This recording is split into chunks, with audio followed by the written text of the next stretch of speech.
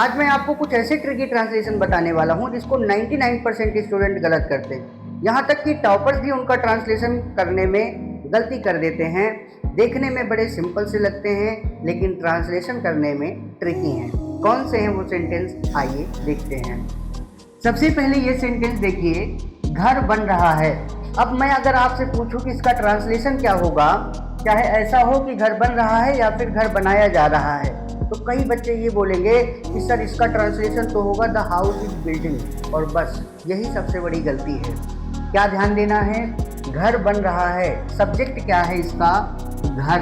तो घर स्वयं काम को कर नहीं रहा है, ये डूअर नहीं है, सेंटेंस में डूअर नहीं है, ये तो ऑब्जेक्ट है जो सब्जेक्ट बन करके बैठा है। और ऑब्जेक्ट क्या होता है, जिस पर काम हो रहा है। तो घर पर काम हो रहा है तो ये ऑब्जेक्ट है जो सब्जेक्ट बन करके बैठा है।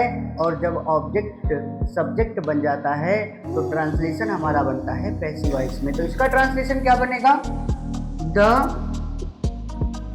House is being built, the house is being built. चाहे आपका हिंदी में ये लिखा हो कि घर बन रहा है और चाहे ये लिखा हो कि घर बनाया जा रहा है, दोनों का इंग्लिश ट्रांसलेशन सेम होगा। अब नीचे वाला सेंटेंस देखिए, मुझे भूख लगी है। अगर मैं इसका ट्रांसलेशन पूछूं तो कई बच्चे ये बोल देंगे कि सर इसका ट्रांसलेशन तो होगा आई एम हंग्री, और बस यही गलती करेंगे।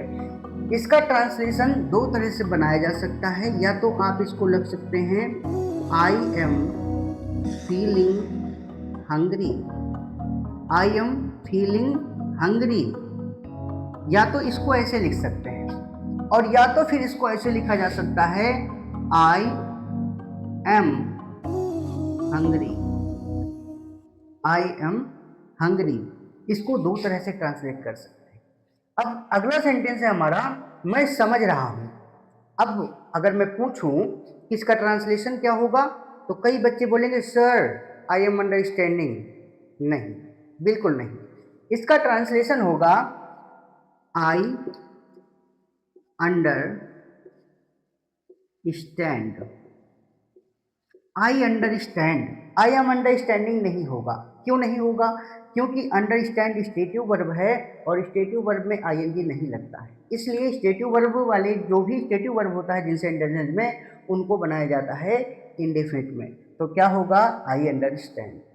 अब नीचे वाला सेंटेंस देखिए, तुम मुझे पसंद हो।